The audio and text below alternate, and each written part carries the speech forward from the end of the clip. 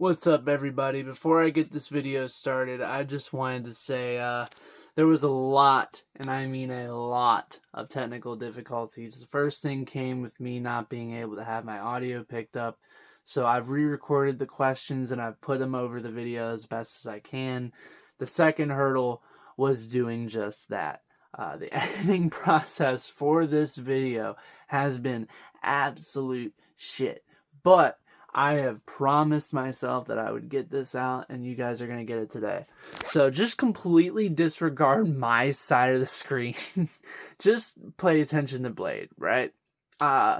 My camera's out of sync. My questions are not picked up. My audio is not picked. I mean, it's just a disaster. So just check out Blade's side, listen to my questions, and you'll enjoy the interview the best you can. So with that being said, thank you all for enjoying this thing with me, and let's get this started. Woo!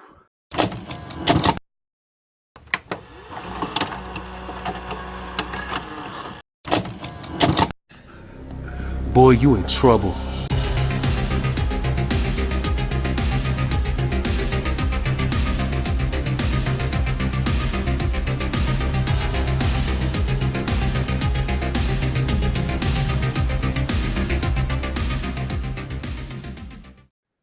All right, hello everyone, and welcome into another bonus tape. And I am very excited to bring to the show a man who is a five-star pro wrestling superstar.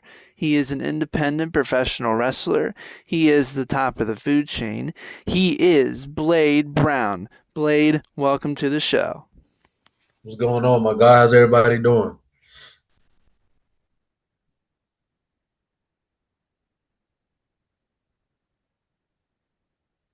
That's pretty cool that you played football, actually. Yeah, man. I wanted to I'm know from Raleigh, what North position did you Carolina. play? That's where I was raised. I was born in Fort Bragg. But yeah, for as long as I can remember, man, wrestling's been a huge part of my life. When I was a little kid, I stayed with my grandma, my uncle, my auntie, my uncle. He was a huge wrestling fan. So he got me into it big time. So I mean, WCW video games, Part of the reason why I was so interested in interviewing you was because of your name. WF/B And so stuff, I was just just curious, what made you everything. come All up with right, the I name got it all Blade from Brown? him. What was the It's where it all origin story? started. And then I really, when I was about maybe like 5 or 6 years old, or maybe I was seven, around that time, that's when I really started getting into it more for myself. And I was just now I stopped watching it ever since. Of course, as a kid, we was always like, "Yeah, we'll grow up and be a wrestler." But I mean, really, I was a football player of my life. Like that's what I wanted to do and everything. But um, as I got older, man, this became an itch I needed to scratch.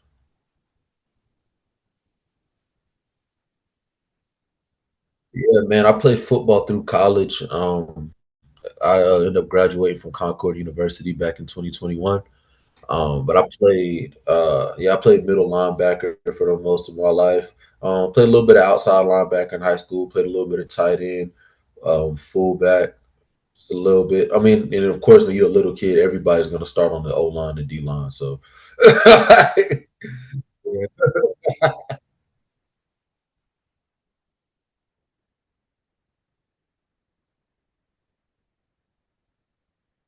yeah, man. So there's this movie Now, I from back saw in the that day. you It's had a called Class WWE Act. ID Um, Championship match against Kid Cappuccino and Play Jones, was a and popular I hip just hop wanted to duo back know in the what was it late like '80s, being early under '90s, that and program, and they had how the did it House turn Party out for you movies, but they personally? also did a movie called Class Act, and the premise of the movie was two guys, completely different background.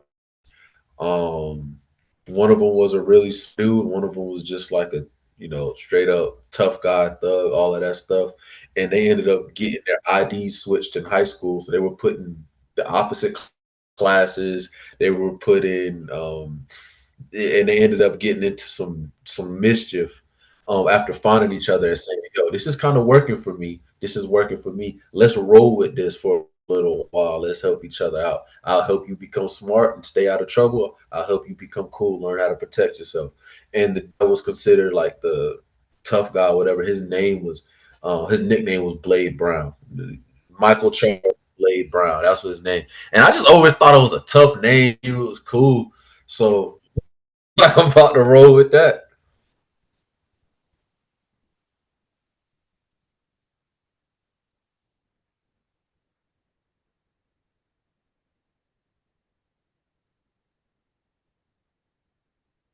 Little known fact, I was his second title defense for that title. Um, yeah. So what happened was, you know, they got the ID program, and then they have the WWE ID schools. Um, you know, the one in New Hampshire. What's it called? So they were having a master class. So basically, it was just a 2 day seminar. Gabe Sapolsky was going to be there, and I saw it come across my social media. This is when I was I want to literally know more about these just coming master's back from a class pec seminars that injury you're because I talking spent about, because I think it's 6 months really, on the really sideline cool in how they've come up 2025 with with a this, pec and this injury. is I still tore my pec. relatively new. So, Um, just talk to me about so like the coming process and back, how everybody um, is and how you're I treated was and ready to blah chomp blah at the blah, bit. I that was kind of chomping at the stuff. bit, ready to get back into it. I was just scrolling my social media. Bookings weren't coming in like I thought they would be, and I was just like, man, I got a lot of free weekends. So I was scrolling up, trying to find places to travel to, just to try to get back on the grind. And I saw they were having a seminar, 2 day master class, and then they said somebody from one of the campers from one of the master class will be selected to wrestle Cappuccino championship. I said I got to do this. So paid the money, drove 14 hours from Raleigh, North Carolina up to New Hampshire, participated in the master class. I ended up getting picked from that Saturday, and I wrestled him that Sunday.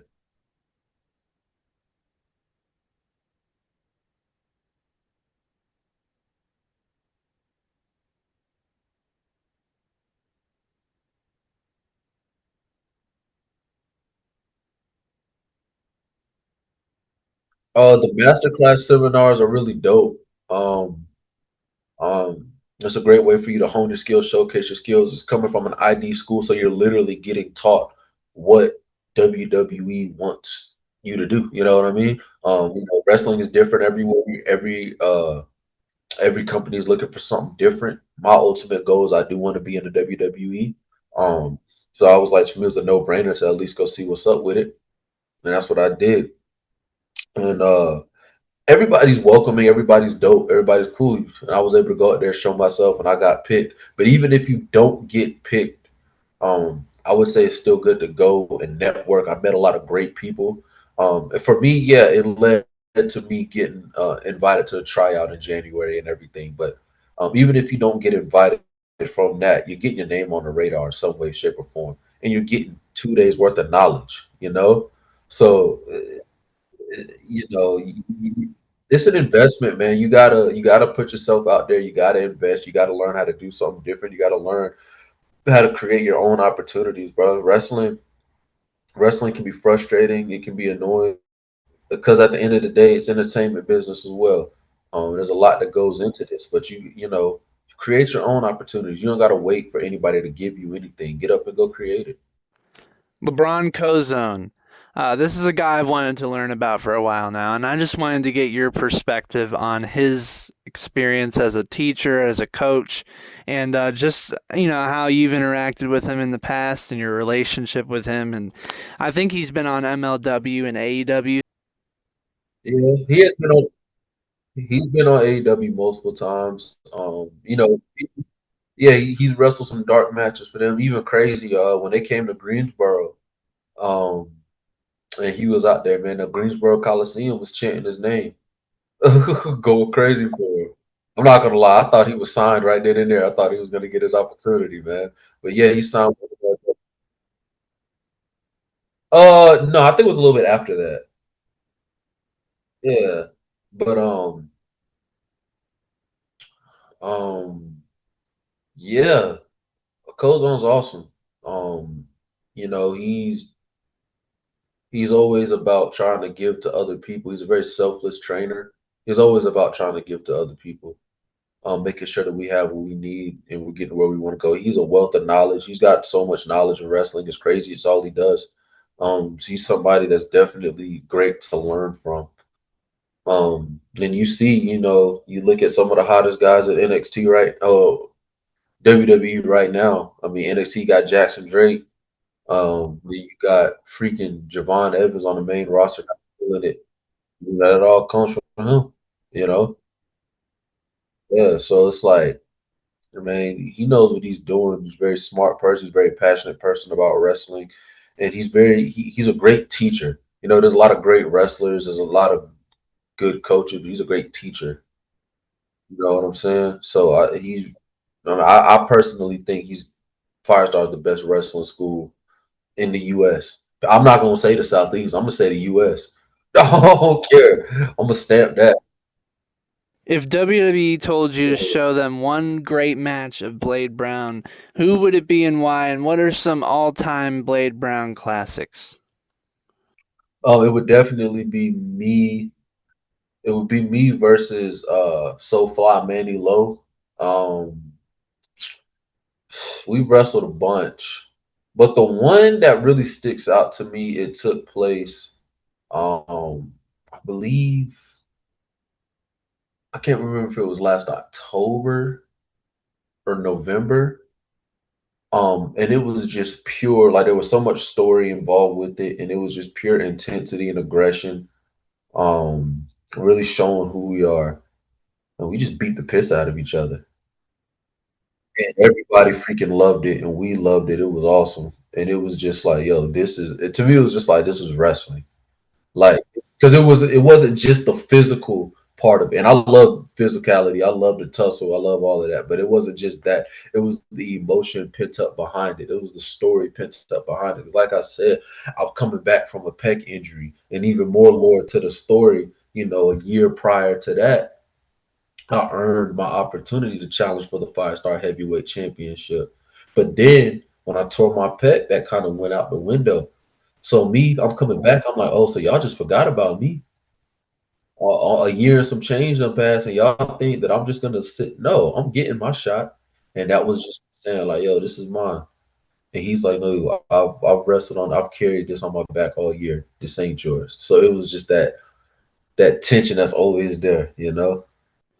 If you could have a dream match with anyone, any company, anytime, any place, anywhere, who would it be and why? You know, there's not just like there's not just one. Like, there's so many people out here, indies and signed. I would love to wrestle Spencer Slade with the NWA. It's because I've known him for as long as I've known him, and he's freaking dope. And I would just love to go toe to toe with him. We used to be on a certain promotion together, but he's just shot up in the world. So it's like I would love to wrestle him. Um, one of my favorite wrestlers right now is Ilja Dragunov. And I would love to wrestle him just because I like intensity and I like physicality. Got both. Um, um, Mike DeVicchio.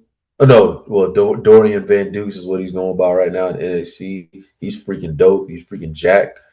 I would love to wrestle him. I never got to wrestle Jackson Drake one on one before he shot up out of here and left. You know, so yeah, man. There's plenty, but all in due time. Talk to me about your book that you wrote earlier in the year. It's called First Quarter, and I was just curious about your inspiration behind it and what made you want to spread this message that you have towards whoever's willing to pick it up and read it. So first and foremost, man, I'm a Christian man. I live my life that way. Are the teachings of the Lord Jesus Christ. That's me. That's my life. Truth be told, man, the last 2 years were very difficult for me on a personal level and professional level.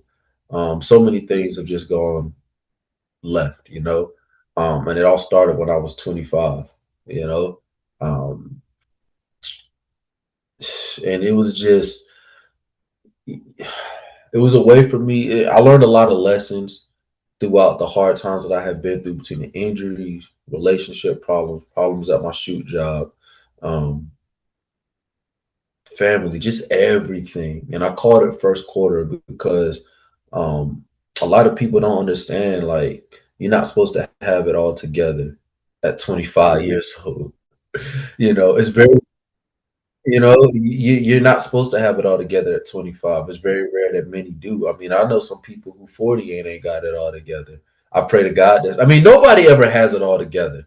But the thing about it is, if it's one thing that I noticed that get people to walk away from God and to walk away from the path that they're on, It's hard times. And I'm like, bro, these hard times is meant to train you, it's meant to prune you um for wherever you're going, because wherever you're going next, you can't carry the same habits that you've been having inside into those things. And that's what it was done to me. As well, as much as I've hated some of the things that I have gone through the past 2 years, I'd be a liar to sit here and say that they weren't useful, because it broke some things off of me that I needed to break.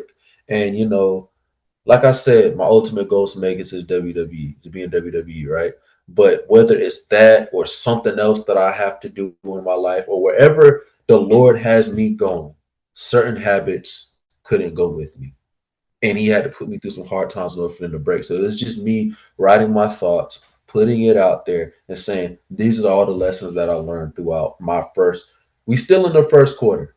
You know what I'm saying? Of life. You know what I'm saying? This is the feeling out process of a game. This is us feeling out, you know, the opposition that we're going against. It's ugly right now. I'm a football player. It's ugly right now. We had a couple fumbles. We done had some turnovers. Some of these drives didn't go as we planned. But we got a whole game to play.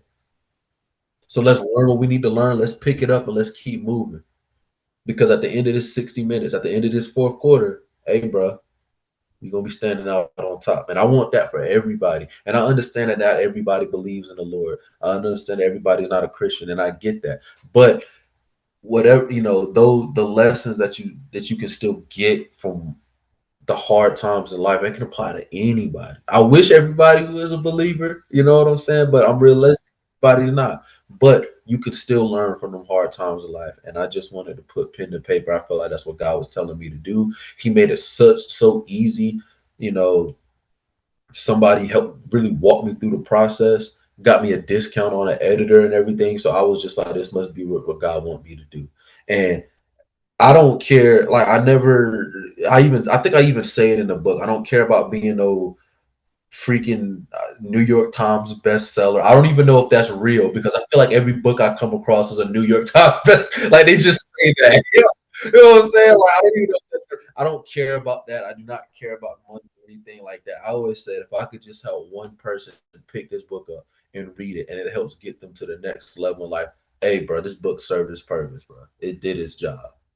So it was just to help people, man, because everybody goes through hard times and everybody knows what to do with them.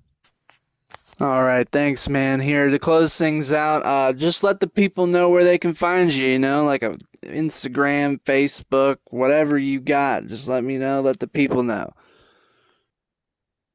So I'm mostly active on TikTok and Instagram, and it's at Blade Brown Wrestling, all lowercase, no underscores, no spaces, no dots. Blade Brown Wrestling, because my name Blade Brown, and I just be wrestling. And then of course you can find me on Facebook, Blade Brown. Um, let me. I do not use. I'm sorry to get on my phone during the interview. But I am on Threads, obviously. Blade Brown Wrestling is still the same. I don't really use it like that, but my Instagram post automatically upload to that anyway, so I'm gonna just keep that train rolling because it helps. And then you can find me on X, TOFC Blade Brown. It's top of the food chain, Blade Brown. So yeah, All right, thank you, Blade, very much, and thank you guys very much for checking in on another bonus you tape. I'm will. sorry for the technical difficulties, and we will see you next time, baby. Woo!